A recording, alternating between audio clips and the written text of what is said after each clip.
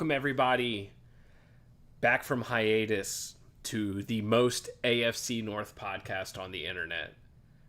There's I some don't think there even imposters. is another one. Nope. I don't even think I am certain that there has never been a member of the Locked On Steelers podcast who quit that podcast and started another podcast with his buddies called AFC North Talk Cast or something lame. No one would do that. No one would do that. So we're your only choice. Luckily, it's a great choice. That's right. We're with you here. It's almost the end of June. Uh, we are almost to training camp. In fact, the Steelers would be really almost in training camp if the Hall of Fame game did not get canceled. But first, Good riddance. yeah, for real. The Hall of Fame game is always fun for like a drive, and then you're like, oh, I'm not interested in watching. I don't even know who the Cowboys backup is.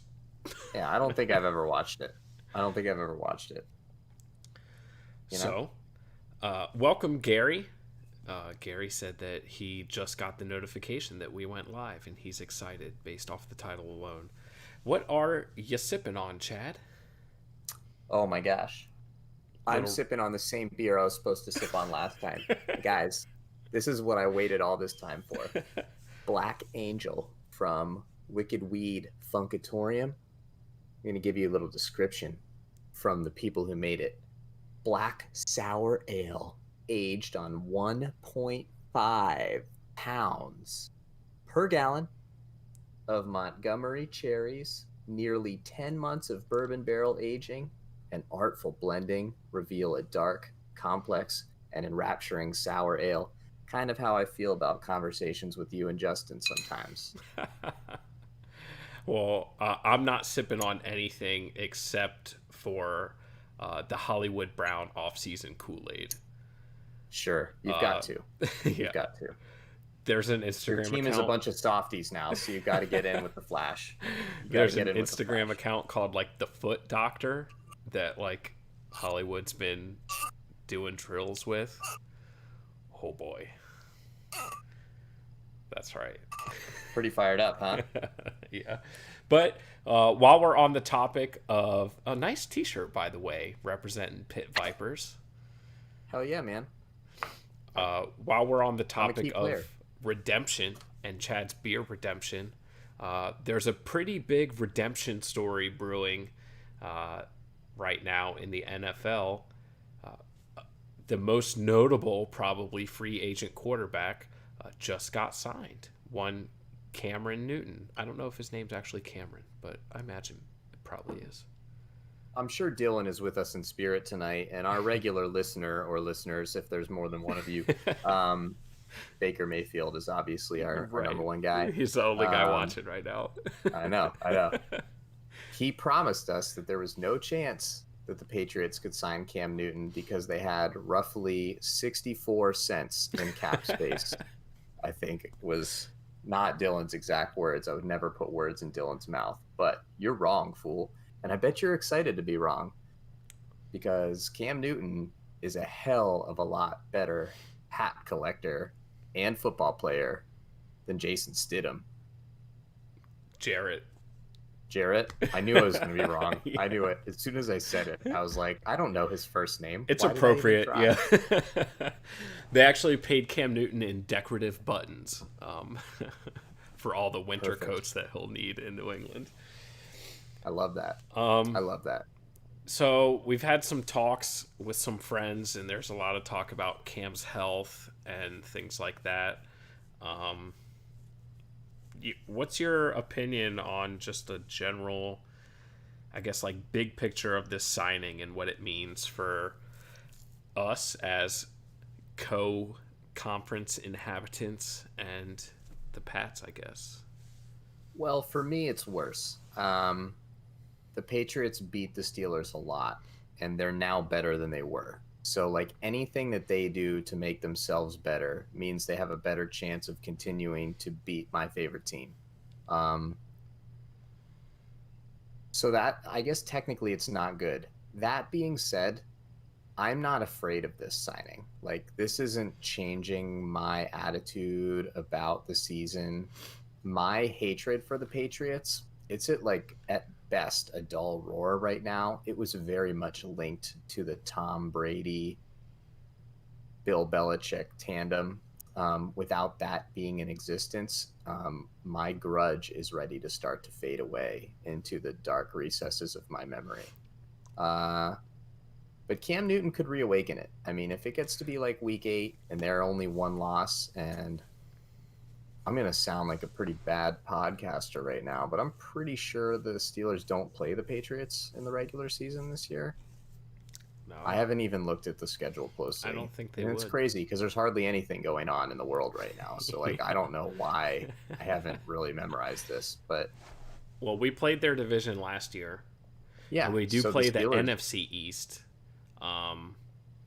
And you guys didn't finish the same position in the division. Yeah, so we don't even. I mean, the Steelers would have to make the playoffs to play the Patriots. And as ignorant as this would sound, with the Steelers going 3-9 against the Patriots with Brady playing in his career, I like playing the good teams in the playoffs. Like, if that means you got to lose, then sometimes you take L's.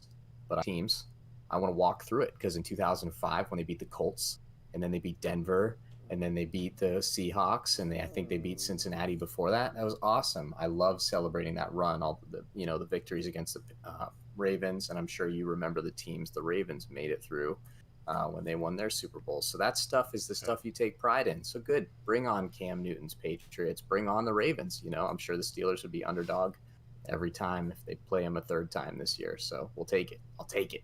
Bring it. Yeah. I was definitely writing the Patriots off, mostly because of Stidham. Yeah. And they've shown that they have a weak receiving core, and they haven't done anything exemplary in the offseason. They had a notably underwhelming, very Patriots draft. So Yeah, I remember that. 3 tight ends or whatever, and Yeah. no wide receivers. Bunch Yeah. of clowns. Can't save So yourselves with Cam. Cam, I think gives them instant credibility on offense, and I'm really interested to see what McDaniels and Belichick. Everybody's been talking for years about like fantasy booking the Patriots quarterback position. Like, what if Bill got this guy who's mobile, or what if Bill got this guy who's mobile? 2 years ago it was, what if Lamar falls and the Patriots get him? What could Bill Belichick do with somebody like that? And we'll probably see a little bit of that. With his injury history, I guess maybe they want to keep him under wraps a little bit more, but I don't think he'll be able to resist. Let's put this a different way, because I don't care about this, because I hate Bill Belichick and Tom Brady, and they couldn't do anything to make me as just hatey as I was when they were together. And you don't care, because the Ravens, as far as you're concerned, even when the Patriots were good, you didn't care about playing the Patriots. So now that your team is up here and they're kind of, you don't give a shit about the Patriots. So let's reimagine this. Let's do a thought experiment. You're a Buffalo Bills fan. How do you feel about this? So pissed. Yeah, I think so. I think you're pissed, because I think at this point, the odds of you winning the division, which were up here, like, I think people were picking the Bills. The Bills were the odds-on favorites. Now it's like, I might take the Patriots. Yeah. I might take the Patriots now. Yeah. Well, basically, the Patriots just got like a better version of your quarterback. Yeah. So, plus, I'm convinced of the revenge tour, the chip on the shoulder. Like, we saw another, you could probably call it revenge tour in New England with Randy Moss. He spent some time in Oakland and got written off and rejuvenated his career. Like, the way that things went down in Carolina, if people aren't familiar, Carolina released like some statements saying basically saying, like, wording things so that it sounded like they're allowing Cam to pursue this and that. And basically Cam Newton was like, no, I never asked for this. I want to stay in Carolina, and put the Panthers on Front Street, just out on the internet. And then obviously they released him. So I think the revenge tour aspect of that could be pretty big. And Bill Belichick probably fucking loves it. Plus, side note for Patriots, their Bengals Spygate 2.0 punishments came down, and they lost a 3rd round pick. Hear me out.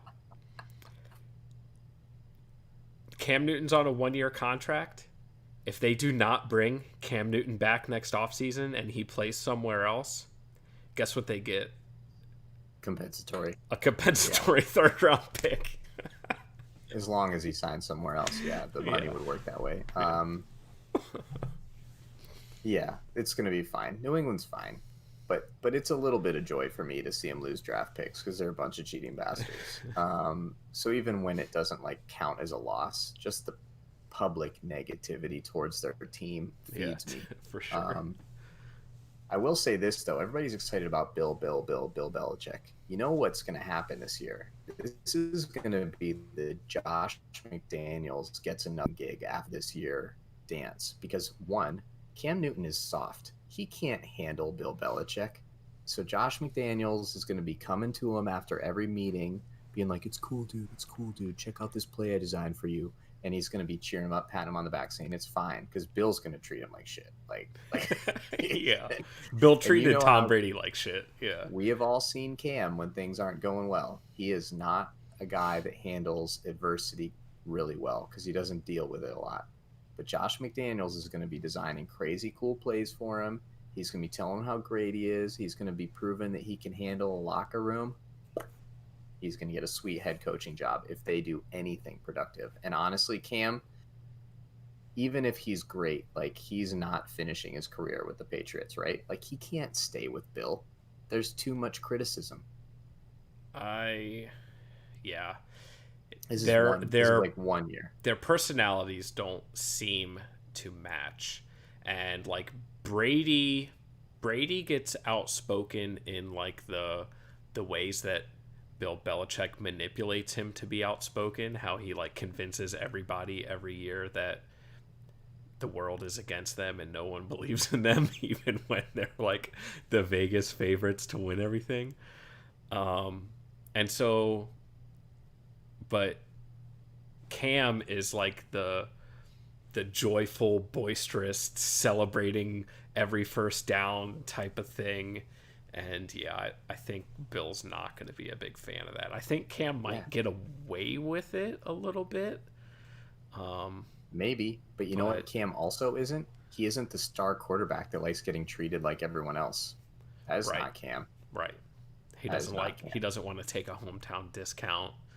And our listeners might be saying, Chad, how can you get inside the soul of a person like that? I'll tell you how. Because Cam's press conferences are so ludicrously immature that they've been plastered all over the internet for his whole career. So I can actually do it. I can do it with him because he's so ridiculously unable to handle any negativity at all that it gets put all over every sports TV channel every time because he's a child.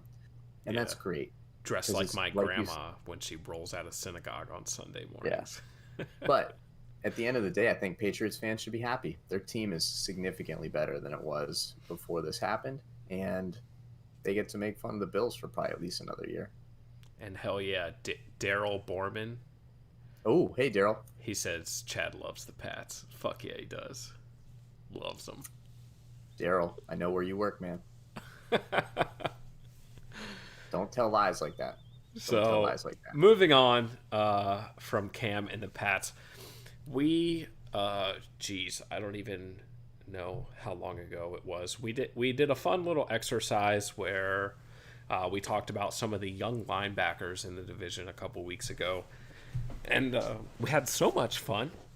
And there's such a lack of sports in our lives that we figured we'd do a little episode today with some of the young, promising wide receivers in the division. You guys, Joey and I did an exercise called rock, paper, scissors to see if we were going to talk about the wide receivers in our division or if we were going to debate taking down Confederate statues across the country. So I think we all lucked out because Yeah, we're going to for talk a little sure. football today. We're going to talk a little football. We're going to leave the Confederate statues to the politicians and the protesters for tonight. And we're going to celebrate athleticism in its finest fashion, running down the field, catching footballs, scoring touchdowns. That's right. And we've got a number of young receivers in the division. We're talking Juju, Hollywood Brown, Tyler Boyd, um, Deontay Johnson. Is that his name? You're going to know his name after this year, Joey. He's already a Pro Bowler. But we're not talking about any of those guys tonight. We're talking about some guys that have a lot more in common than you may think. And we wanted to do that because of their similarities. We're going to be talking. Do you want to roll out who we're talking about right now or just go? Yeah, let's lead out. We're kind of going with the big bodies, potential downfield threats, one from each team. And it kind of started with Chase Claypool, because when you don't have a first round pick and you only have like 6, you have to really hyper focus on a player that's probably against your team. But again, nothing else to focus on, so we got to exaggerate. We got to fall in love. We're going to fall in love with Chase Claypool tonight, Steeler Nation. And Joey, from the Ravens, you're going to fall in love with 3rd round pick, if I remember correctly, Miles Boykin. We're going to leave Hollywood Brown to ESPN because they're shallow divers. ESPN shallow dives. We deep dive. We're deep diving. We're going to tell Cincinnati why they should be super fired up about Joe Burrow's new best friend, T. Higgins. And then Browns, this one's for you, Justin. We're going to give you the crappiest one. 7th round pick, deep sleeper, Donovan Peoples-Jones. The Browns have great wide receivers, but they don't fit the mold as well with the players we're talking about. Donovan Peoples-Jones could be a sneaky guy. Probably won't be this year, and we'll tell you why, but he is potentially a good player and another big body that could be a downfield threat. That's right. So we're going to start with Miles Boykin. We talked about kind of the genesis of all of this is Chad's excitement about Chase Claypool and me trying to tamp that down. And then with a little bit of a deeper look, Chase Claypool and Miles Boykin are like the same guy. So the similarities start with they are both Notre Dame alum. Well, I guess not alum because they didn't graduate. They're both from Notre Dame. But Miles is the only of these receivers with any pro experience. He had like 13 catches on 20-something targets this last year. He made quite a few starts, but the Ravens very notably were a rush-heavy offense. Lamar Jackson, as a young quarterback, found his safety blanket, Mark Andrews. And it worked out pretty well for them, but I would anticipate the offense trying to have the passing game bloom a little bit this year and utilize the wide receivers more. I would think so. In his senior year at Notre Dame, Miles Boykin had 59 catches for 872 yards and 8 touchdowns. He's 6'3", 220, and ran a 4.42. All of these guys' highlight tapes basically look the same. In fact, he and Claypool's are really uncanny. There's a lot of, them playing in the same offense. There's a lot of back shoulder throws. There's a lot of openness down the field. These guys catching high balls. And what's really funny is like in the middle of both of their highlight tapes, there's like them running a slant on the goal line and catching a touchdown that way and like creating separation that way. So they are very, very similar. Miles Boykin's biggest weakness coming out of college was his lack of a route tree, not a very polished route runner. He just kind of relied on being a physical freak in college, especially at Notre Dame, where you're playing independent football. So he had a ton of production. Claypool's production that year was lower, and then it's very clear that when Miles moved on to the pros, Claypool stepped right up into that very same role, and basically had the same production, a little more. But more. Yeah, Basically, but more. yeah, and maybe that's the development of the Notre Dame offense. I don't follow Notre Dame. They annoy me because when I was a kid, they were on NBC every weekend, and I was like, why is Brady Quinn chugging Myoplex and slinging touchdowns? I don't care about him because he doesn't play in the ACC. Yeah. Well, I'll get to why I think Claypool was more, significantly more productive in his senior year in college. But we're not done with Miles Boykin yet. I think the things that Miles Boykin did that to me were ahead of potentially the other players we're going to talk about. He's very tall. He is tied with the tallest. Both he and Claypool I had listed at 6'4", 6'3", 6'4". He's tall. He's tall. He's going to be taller than the corners. But he goes low. You watch those highlights, he's got a lot of catches where he gets low for the ball. And actually, if you watch his football NFL highlights, which doesn't take long because he only had 13 catches, a few of them were also low. Like, he didn't get thrown a lot of high point passes by Lamar. He did a lot of horizontal and low catch radius work, which has got to make you feel good because, look, we all agree that Lamar is an excellent, excellent quarterback who occasionally doesn't throw into very tight windows. So to have a wide catch radius, very good quality when you're playing with Lamar. It's the nicest way I'm going to say it, Joey. So I hope you enjoyed that. I also thought that his speed, it showed on tape compared to Chase. We'll get to that later, but I actually thought he looked fast. So the pro is that he like catches the ball and he looks relatively elusive, especially if he catches it away from corners. He kind of will cut laterally and run around people and look fast. Not maybe quite as physical as his frame would indicate he could be. That's definitely one of Dane Brugler's criticisms of him as a player coming out of school. Although I thought he did okay in his NFL tape. He leaned into contact when it was getting made. He blocked acceptably, otherwise he wouldn't have been on the field. But yeah, I think he's a really good player. I mean, he's fast. 4.42, 40 for people that don't pay attention to those numbers is very fast when you're like 6'4". It's not Randy Moss fast. I'm not going to make any claims about Randy Moss today, despite what you said in the text group that we're in. But I guess it was a little bit frustrating to see all these similarities that we're going to talk about, and then to see such little NFL production. So do you think that he had just not much because of the limited opportunities, and that Mark Andrews was so much more reliable as a veteran who really knew his job, and then that Hollywood had kind of a trick that, you could either give him the ball in the flat or way deep, and you just know what he's good for in a special way that you can build into your offense easier than you maybe could with Miles Boykin? Yeah, I think a little bit of both, even mixed with like you said, being drafted in the same class as Hollywood.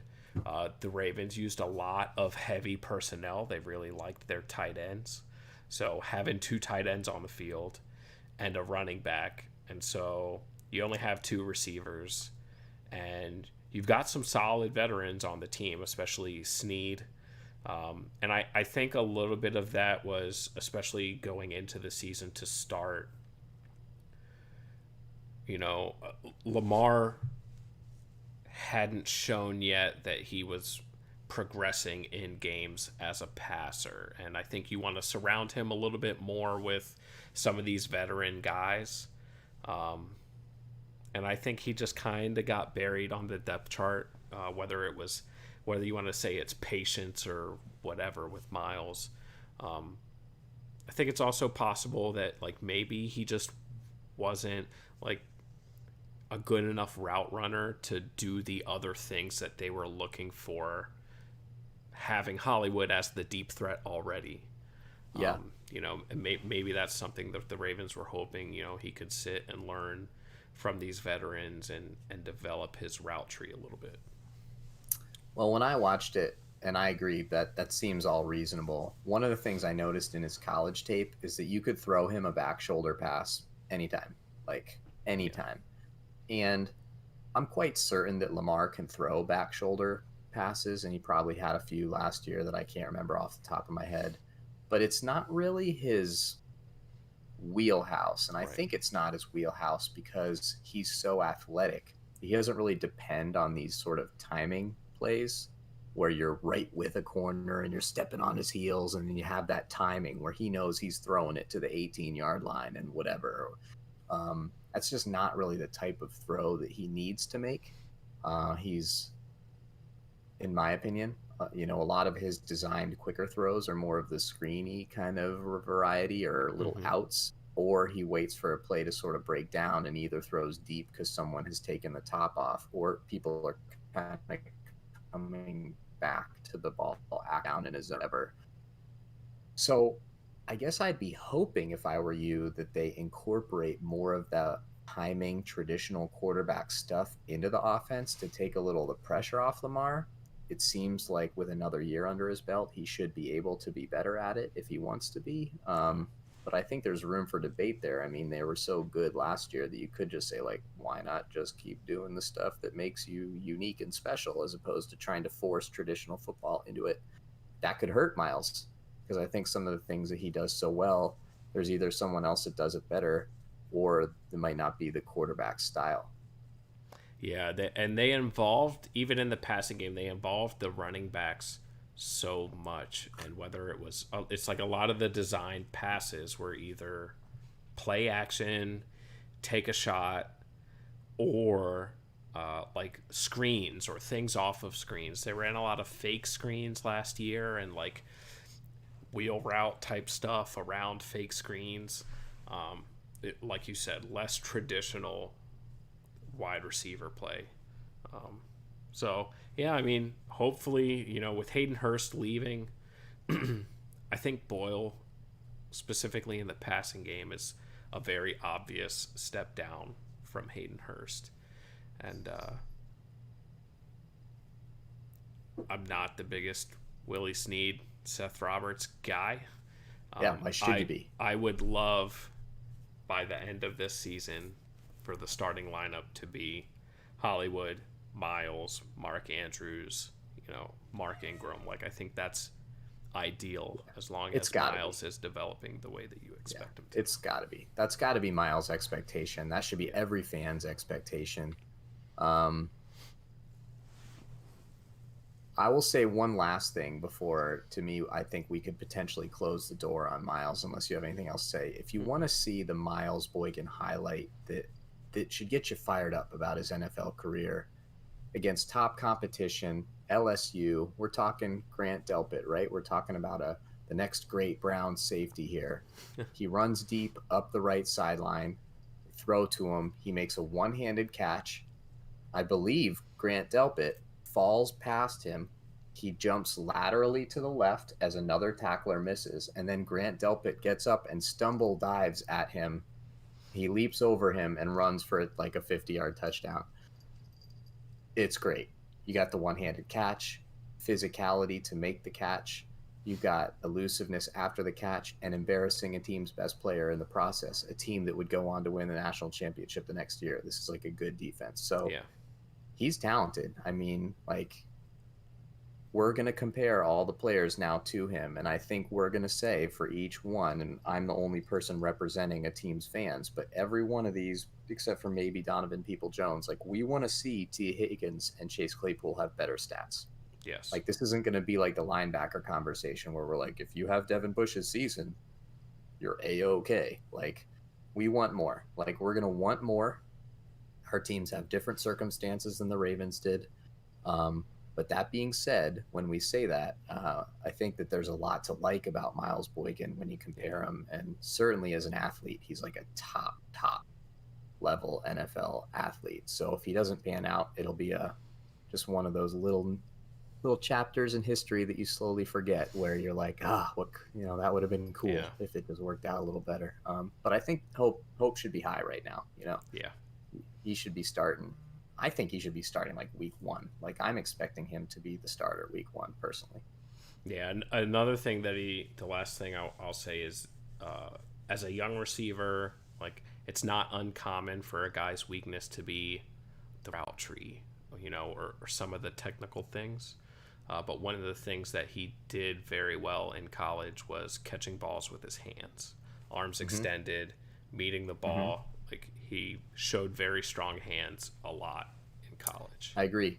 I think I would say, of the 4 people we're going to talk about, second best hands, and that is not an insult, because the top hands we're going to talk about are very, very elite.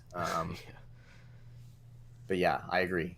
I also, frankly, and maybe it wasn't good route running, but I actually thought his short area separation was pretty good in his highlight tape from college. Like, when he would stop a route, like, he was getting open. Now, obviously, the NFL corners are better, and maybe he was depending on his top end speed and not really doing technical wide receiver things or care about. But I think it's in him. I think he can do it. Like, I think with that athleticism, he can get there. Okay, so we've got our foundation. We've got the guy that we're comparing to. So why is Chase Claypool so much better than Miles Boykin already? Should I feel that? Yeah, you probably should, because I was going to say, he's not. Well, they're the same height. Yep. He is 20 pounds heavier, so he's a physical force to be reckoned with, the likes of which the NFL has never seen since Calvin Johnson. Just saying. This is true facts. I haven't said anything non-factual yet. Potentially. It's coming, though, probably.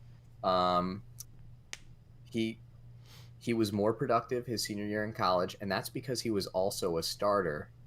In my opinion, this is why, when Boykin was a starter, right? So Boykin was the main guy, but Chase was a 2-year starter. Boykin was a 1-year starter. So I don't think, in terms of like NFL scouting, it really made Chase look like a much more polished player, but he certainly was prepared to step into the offense and just like be the main guy. And I think, he scored like 5 more touchdowns. I think he had like 13, little over 1,000 yards. So significantly better season, no doubt about it.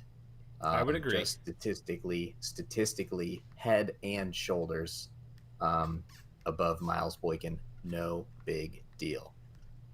When you're comparing players and you have the ability to compare them and how they perform in the exact same offense when the exact amount of pressure is put on them, it's really nice to be able to compare that, because you know exactly who is better.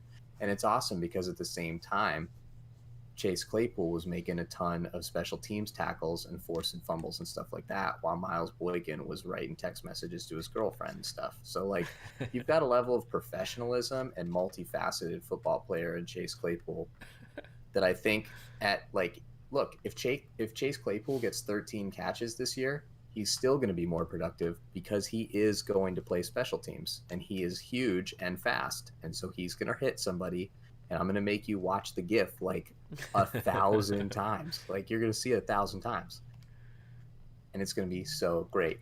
So that's my case as to why he's better. Did you notice anything in his tape that would, lead you to believe he might be successful or not successful in his first year? Or? So we already discussed his tape. We watched his highlights when we did the Steelers draft recap. And I said that his tape was basically not exciting. And you were wrong. That's not a big deal. I feel like I stand by that. But he was productive. Whether it's exciting or not doesn't really matter. It's ironic that you say that he's head and shoulders above Miles Boykin, because this freak athlete Chase Claypool, the likes of which the NFL hasn't seen since Calvin Johnson, has a 3-inch less vertical jump than Miles Boykin, Yeah, which 20 is, pounds heavier. which is interesting. So, yeah, I mean, these guys are basically clones. Claypool is more physical, and I think that will serve him well, specifically to like getting past the press and getting release off the line, which is going to be important, especially for these fast guys. Like, corners will fuck you up on the line of scrimmage in the NFL if you are not prepared to create some separation. So I didn't see anywhere about like use of hands for him at the line or anything like that as far as scouting goes. I don't know if Senor Brugler touched on that at all. But yeah, I mean, Not really. his production is undeniable. It rivals T. Higgins' production, and T. Higgins played for, arguably, other than LSU just went off, but T. Higgins has been getting significant playing time for Clemson for several years now. You know, one of the more prolific college offenses in the last few years. And for Claypool to So mirror those numbers is pretty impressive. the one thing I was thinking, because, I was rewatching the highlights and thinking, like, yeah, were they exciting? Like, did Chase Claypool have a play that was as awesome as the Miles Boykin one-handed touchdown against LSU? The answer is no. If you're being, like, even remotely just watching it as a football fan and not adhering to the passions of your team, that play was probably the single best play we'll talk about among all four of these players. So that's great. Congratulations. So what I started thinking is, like, why does Chase Claypool not look that fast? Because the other thing is, like, he got open. Like, he took the top off defenses. So he was clearly running faster than the people that were trying to keep up with him. I'm going to call it, and I've already been comparing Chase to players that he doesn't deserve to be compared to. So I'm going to stay on that track, if you don't mind. Of course. I'm going to call it the Gronk effect. The things that Gronk did never really looked that great because he was so big. Like, when Gronk high pointed a football, the player he was doing it against was usually like 5 inches shorter than him, which will be the same thing that Chase is doing. But it was a hard thing to do, and he did it successfully. When Gronk, got to top speed, he was actually pretty fast. I mean, he wasn't fast like Aaron Hernandez or some of the faster tight ends that he, played against or with, but, like, he was an effective receiver because he could get down the field and do the things he needed to do. I think Chase Claypool is obviously much faster than Gronk, but because of the height and the build, I think sometimes it just doesn't look very good because he's big. Like, it just doesn't look shifty. His feet aren't moving as quick. And I'm not too worried. Like, I think that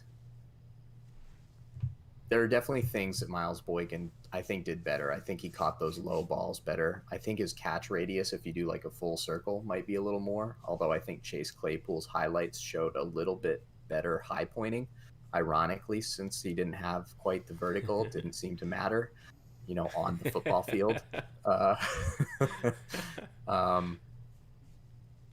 And I think that the quarterback match helps. I think that Ben Roethlisberger is going to throw the types of footballs that Chase Claypool can catch, and I think he's going to love doing it. Like, love doing it. Burris. Yeah, and I think he's going to love doing it because if you've ever heard Ben Roethlisberger talk in the offseason, he says things like, I hope we sign a 6'4" wide receiver who I could throw jump balls to. Like, these are quotes.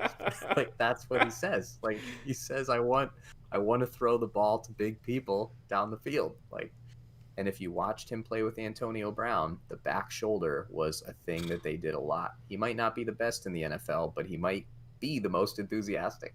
Like, he loved doing that. So I don't think Chase Claypool is going to get 100 receptions. I'm not going to be unreasonable here, but I'm saying that if he catches 35 footballs, not quite 3 a game, we're talking about mostly in the red zone, mostly throwing it up in the air, and you got a 6'4", 240-pound guy trying to jump higher than probably a 5'10", 190-pound guy. Guess what?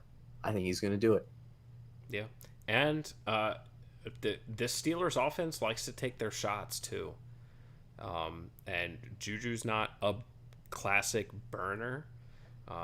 We saw Deontay become like a pretty good deep threat, but yeah, I would expect them to be taking shots with Chase Claypool also.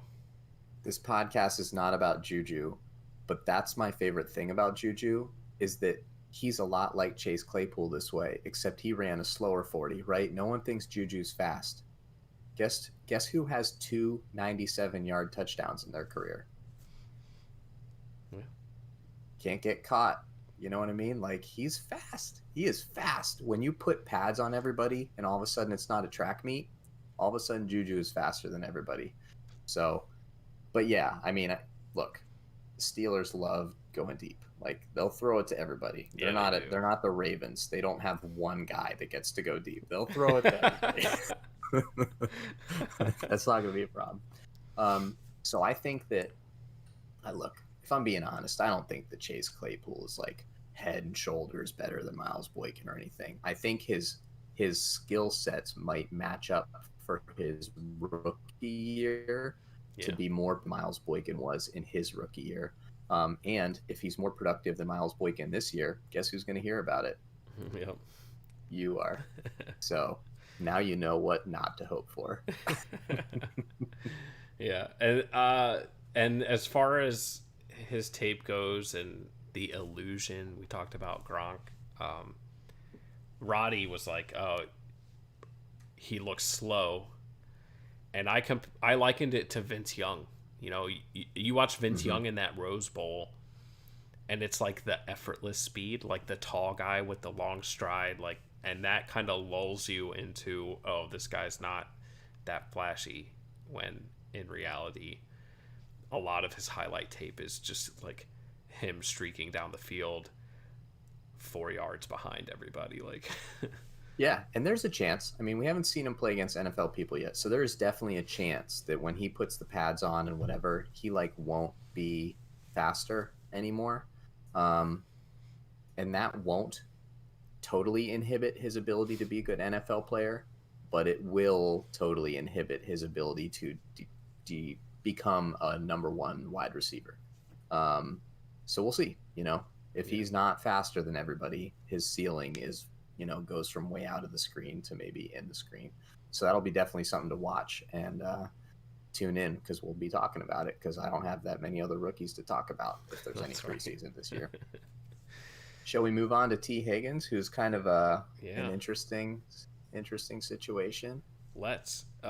I was really perplexed by T. Higgins' combine numbers, or I guess pro day numbers, since he didn't do. I don't know. Maybe he didn't do anything at the combine.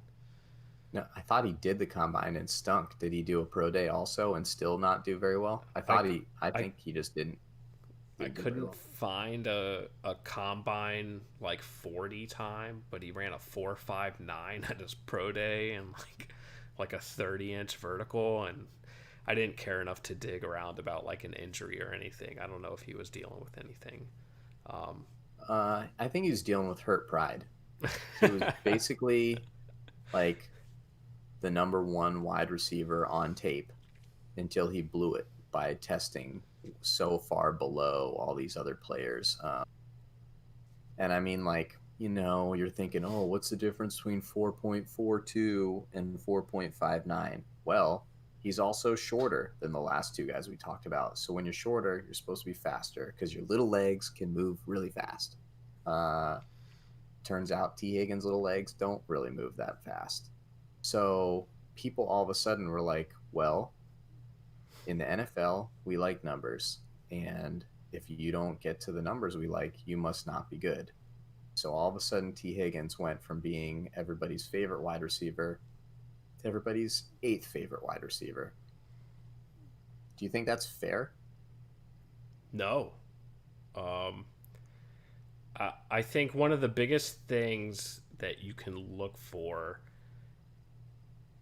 in a draft prospect is production. Like, without production, you have nothing. No matter how well they test, like, and he is productive as anybody in college. T. Higgins, Clemson's been tooting his horn for years. T. Higgins was the proclaimed, this is the next guy. Sammy Watkins, DeAndre Hopkins, T. Higgins. Like 3 or 4 years ago, Clemson was like, yo, this young guy, T. Higgins, is the truth. And yeah, 59 catches, 1,167 yards, and 13 touchdowns. That's like a Chase Claypool like season right there. Yeah, and he's playing with his backup quarterback most like fourth quarters, maybe not even playing. Like, so yeah, the production is there.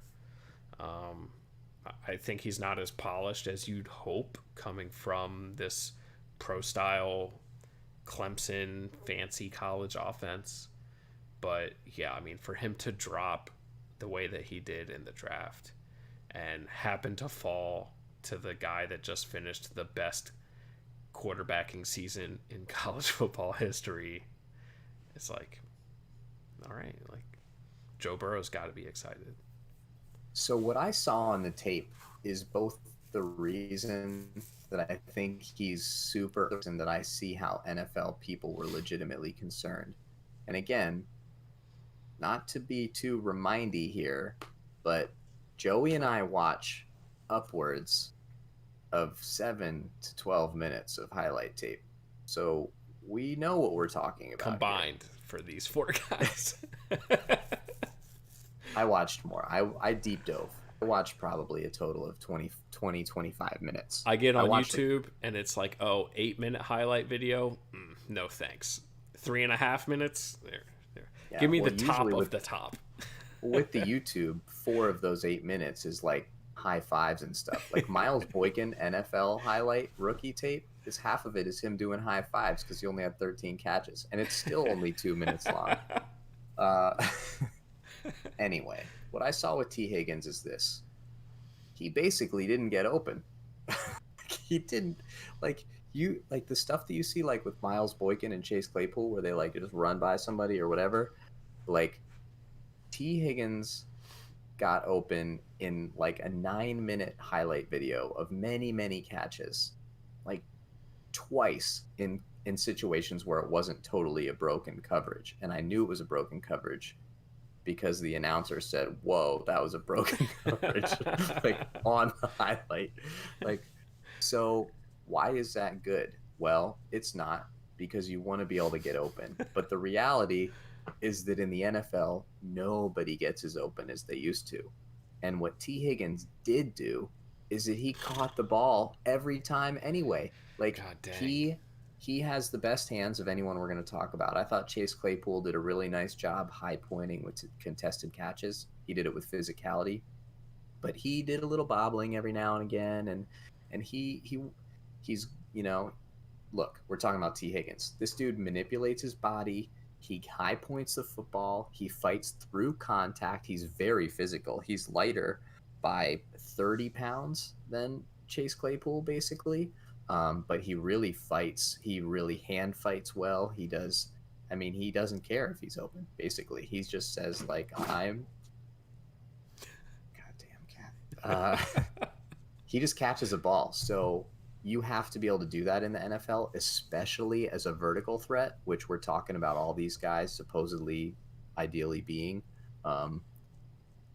So that's great. Like, he's going to go into the NFL and he's going to be like, dude, I played good teams because I played in the playoffs every year. Look, the ACC stinks, but I played in the playoffs every year. I didn't care who was defending me. I let them ride in my backpack, and then I caught the ball anyway. I don't give a shit. And then sometimes I broke tackles too, and I had to break a few of them because I'm not that fast, so people caught me. But I kept going. It doesn't matter. Yeah. So I think that, like, based on his tape and the amount of scouting I've done over my career, I can't tell if he's NFL strong. Like, look, I can't tell. you're on the wrong podcast. And honestly, if anyone tells you they can tell, they're lying. No one can tell until you play against an NFL player. But I think that he has all the foundations that he either is already NFL strong and he's just going to jump in and start abusing corners and they're going to be overconfident because they're like, I can run with this guy. And he's like, I don't give a shit if you run with me, dude. I'm going to catch it every time. Or it's just going to take a year in the weight room and he's going to have like an okay rookie campaign where he gets really tired by like week 8, like everyone else is. It's going to happen to Chase Claypool too because he's going to be running down punts every day. Animals. Yeah, he's just going to catch it. Like, I think he's got the skill set that it doesn't matter if he's open or not. It'll limit his ceiling. I don't think he's going to be a number 1. You can't be like the best player on your team if you can't get open. But I think you can be like Mohamed Sanu, but maybe better. I wrote down a player comparison, and I'm interested to see what you think about it. I wrote down Steve Smith Sr. for T. Higgins. I know Steve Smith was very physical, but just as far as ball skills go, particularly later in his career, you know, Steve Smith was not this guy that's going to get incredible separation on you. But, like you said, it didn't fucking matter. Because, you know, he's shorter than T. Higgins, but he was going to win a jump ball against you. Like, T. Higgins is the offensive honey badger. He does not fucking care. Like, he's got crazy hands, and he's a catch machine. Like, yeah, I think Steve Smith is tricky because Steve Smith was so much smaller. But I would say this, like, if he can maximize his technique and physicality and stuff the way Steve Smith did, and he could be a number 1. Also, at Steve Smith's peak, he was so fast. He was very fast, yeah. So your player comparison is definitely like over the hill Steve Smith. Right. For sure. And that might be the way to do it. Raven Steve Smith. Yeah. Yeah, that's interesting. And may be appropriate. My first one was Mohamed Sanu, but you know, somewhere in there. I think that the Cincinnati should be excited about this kid. Like, he just, at the end of the day, there's the numbers and there's the whatever, but it's what you can do on the field. And if this kid has any work ethic, he should be able to translate at least a large portion of that to the NFL. So yeah, he might not be the best receiver in the NFL like he seemed to be in college. But like, dude, if you can catch the ball when you're not open, guess what? You've got a job. A starting job on the Bengals. Like, to say the least. You know? And he's going to be learning from a guy who also, for the record, very good at maximizing his athletic traits and catching contested catches on the sideline, AJ Green. So guess what? Get out your notebook, T. Learn. Yeah. Because you could get really good by paying a lot of attention to this guy who may not be on your team for very long if they don't freaking pay him. Yeah. He's also going to be the highest draft pick of any of the players we talked about. We didn't really jump into that. These guys are so far all second, third round. Miles Boykin was a third round. Chase Claypool, middle of the second. T. Higgins, first pick of the second round. So similar level of investment and therefore similar level of expectation for all these players. So that expectation is, I want you to be a starting player on my team. By like year 2, 3 max, right? So Boykin entering the we have expectations for you phase. T. Higgins and Chase Claypool, not so much. Just got to learn. Just got to learn and do a good job on third downs and in the red zone. And that's the thing. T. Higgins, right? Same as Chase Claypool. Get your red zone offense playbook out. Learn the 6 plays that your team runs when they really have to score. And do your job. And you're going to score 5 touchdowns this year, which is great for a rookie, right? Yeah. Yeah, absolutely. All right.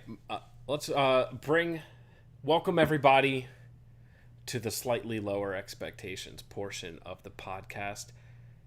But we're going to attempt to bring the same level of enthusiasm.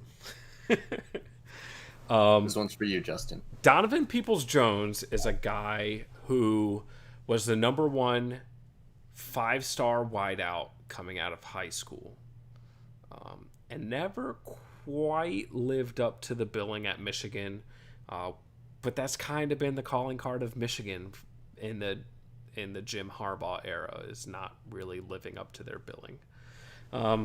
So he's had some inconsistency at the quarterback position and some things like that. And the interesting thing is that although he's in the slower half of these four guys, he actually had a good bit of production as a punt returner for Michigan. Like, lateral quickness is not supposed to be one of his strong suits, but he still made some shit work. So that's something that could serve him well and earn him a roster spot in Cleveland. But Donovan Peoples-Jones, he's a little slighter than the rest of these guys. He's about 200 pounds. He ran a 4.48 at the combine. Had the highest vertical of the group. But the 44 inches. But that's officially yeah. bonkers. Yeah. For the record, it's in the bonkers part of the scale. And his ball skills, I think that's part of obviously a guy that's going to be a 5-star recruit, the number one wide receiver out of high school. Like, you're not going to get that by just being a physical freak. So that's one of his strengths, is ball skills. He just didn't have the production that you would hope for at Michigan. His senior year, he had 34 catches for 438 yards and 6 touchdowns. So definitely the most underwhelming stat line of these four guys in their senior seasons of college. But for the record, his junior year was better. I wrote down his junior year stats because I just wrote down everybody's best year. But it wasn't substantially better. It was like 40 something catches, 600 yards, 8 touchdowns. So he didn't set the world on fire at any point. Right. So, but minimal investment from the Browns. And so if you can get this guy to find the potential that everybody thought he once had in a wide receiver room that's full of guys that are pretty good technicians, you might have a diamond in the rough in Donovan Peoples-Jones. Yeah, I think I tried to give an honest appraisal of his abilities compared to the other players, and that may not feel fair to him because he was a 7th round pick, but he was the number 1 player in his high school draft class. And frankly, it's tough love. I respect him, so I'm going to give him an honest to goodness assessment. And positively speaking, I thought that speed on the tape, he was basically just behind Miles Boykin in how he looked fast on the tape. He looked faster than Chase or T. Higgins on the field. He had that kind of, I guess his lateral ability isn't great, but he would like move laterally to run around defenders, and he could make that happen. And like you said, the special teams stuff was there. I thought that he played relatively strong for his size, especially with the ball, like in his lower body. Like, a lot of his punt returns started with him shaking off a tackler, which requires you to have good like lower body sturdiness. He didn't do anything in his punt returns that made me scared of him. But I was trying to think if the Browns have a punt returner besides like putting Jarvis Landry back there. And I was like, dude, he's got a shot. Like, he's got a shot to make it as that player. I didn't see his vertical leap on the tape. Most of his catches were kind of in the intermediate area of the field. So in terms of turning his size into that kind of vertical jump ball, whatever type guy, I don't know that that's going to happen. But he's also the shortest of the players we're talking about. We're sort of reaching and trying to force him into the mold of these other 3 guys. And frankly, Miles Boykin didn't get used that way either, if we're being totally honest. Like, most of his catches were intermediate in his first year in the NFL. So who cares, Get your job, catch the ball that gets thrown to you, wherever it is. But yeah, I think that to me, the special teams potential and and probably mostly that would get him on the roster, maybe because like I mean, Jarvis Landry and Odell Beckham, like they're very very good. Like they're better than any of the people we just talked about by a lot. So, he's not starting like this year or next year or until one of them isn't on the team anymore.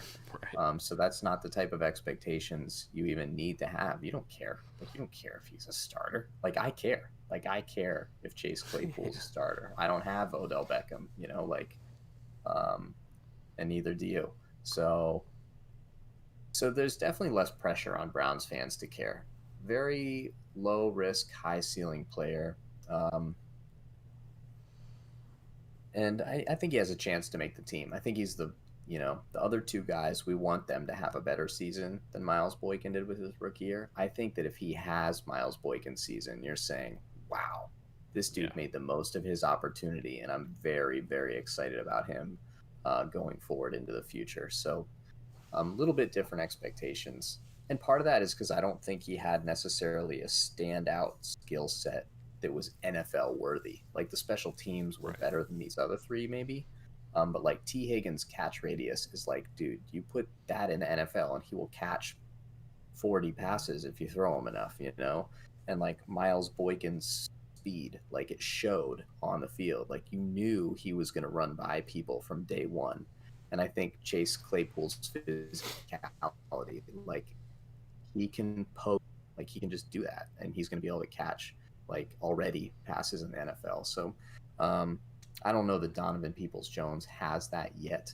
Um, but man, how cool is it to get the number one rated player in the country in the 7th round? Like Yeah. maybe he turns into Darius Hayward Bay, and like he just turns that athleticism into like a 10-year career on special teams, and like he's a leader and a hardworking guy, and like he figures it out that way. And like, dude, I wouldn't trade those years of Hayward Bay for anything. Like he was an incredible culture builder and productive player for the Steelers in certain phases of the game.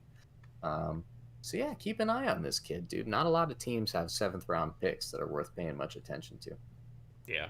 And it's one of those things, specifically when you're watching teams that are not your own. And most people probably aren't going to watch a preseason game for teams that are not your own. But if you do follow along with us, we'd encourage you to watch some of these teams because you never know who's going to get cut and then show up on your team after the 53-man cuts are made. And even if he doesn't make a, a moderately deep Browns wide receiver core now that Higgins is back, Donovan Peoples-Jones could show up on someone's 53-man roster if he has a good preseason. Yeah. And you'll know to be excited about that or not excited, depending on how much we praise or make fun of him throughout the preseason Yeah. process as things develop. So that's what we bring to the table. All right, let's do some impromptu predictions. Which of these four guys has the best 2020? The best 2020. Based on what? Just you. I'll tell you what I'll say based on what. I'm gonna Based on say the Chase. analytics department. I'm gonna give it a rub.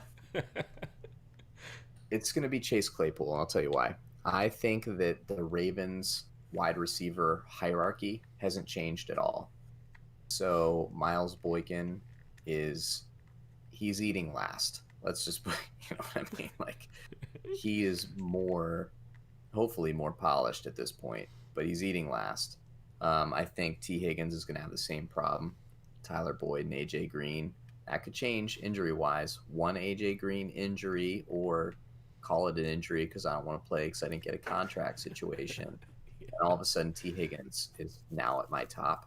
But I'm going to say Chase Claypool because I think Ben Roethlisberger doesn't have all the chemistry built up with Deontay Johnson and James Washington yet. So Chase Claypool isn't as far behind them as it would seem, although he should be for sure, right? He should be way Yeah. behind them. But the chemistry can develop very quickly, hopefully, and we'll see with who. Also, because of the red zone stuff, I think he could have a 25 catch, 450-yard season, but it could be 6 touchdowns. And that could be the best season of these guys, honestly.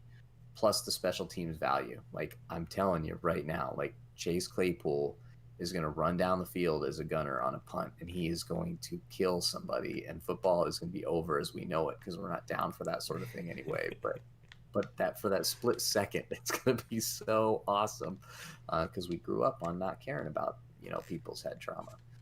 That's right. So I'm going to take Chase Claypool. It's a homer pick, but I think I gave a reasonable defense as to why it's plausible. I am going to see your reasonability and raise you some reasonability, and I'm going to go T. Higgins.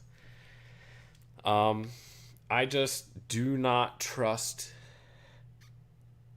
AJ Green or the Bengals not to fuck this up with AJ Green. The way that last year went does not build confidence in me that AJ's going to be really invested in this team. I don't think he gives a damn about the future of the Bengals and Joe Burrow or helping anybody, really. I think he showed that. So? I think he showed that last year. And I think T. Higgins is going to find himself thrust into Zach Taylor's offense early and often, and I don't know. I think Burrow will be good enough to get the ball around to these guys. I mean, I would say, like, to me, it's tough for me to imagine if AJ Green is on the field, because Tyler Boyd is so good and AJ Green is so good. They're just so good. Although I don't think it's a high ceiling. Like, I really think that 500 or 600 yards, 4 to 6 touchdowns, like that is maybe what the best season will look like among these players. Yeah. As soon as either Tyler Boyd or AJ Green get hurt, T. Higgins is a prohibitive favorite, I think. Coming in as a rookie with Joe Burrow, you got to like the potential to build chemistry there. Yeah, it just screams, they're going to be roommates. Like training camp roommates. They can't be roommates. Oh my God, there's probably not going to be roommates. Where are the sideline reporters going to get their questions? This season is going to be such a mess. Hard Knocks is going to be interesting. I like your thought, though. I like not in an ethical way, but in a reach out way. I like that you're gambling on an injury here, because to me that's how it happens. Is an injury. But I think you should be mad if either your prediction or my prediction is right, because I think even as the third option or fourth even on the Ravens offense, he should still win this. Miles Boykin. I don't know. Dude, the Ravens should have the number 1 or number 2 offense in the NFL this year. They should. And that should equate to the number 1 to number 5 offense all time. And like, everyone should be fine. Like, dude, what happened? Hollywood Brown knew how to run like 3 routes last year, and he scored 4 touchdowns in the first 3 games. You tell me that Miles Boykin can't feast on some idiot when they're already up by 20 at some point? Like, Bobby Three Sticks back there chucking tutters to Miles Boykin in the fourth quarter. He's the only one that shouldn't be tired in week 12. He's, he's already played a season. Yeah. He scored 3 touchdowns last year, right? You got to expect him to do better, right? Like, yeah, he should have more than 3 touchdowns. So, like, I mean, I'm not asking him to make the Pro Bowl. I'm saying as the 4th option in the passing attack, you should still expect him, at least marginally, to be better than these other players. I still think that the Ravens offense is such a unicorn compared to the rest of the NFL that when we all talk about like the number 1 or number 2 offense in the league, we forget how fucking much they run the ball.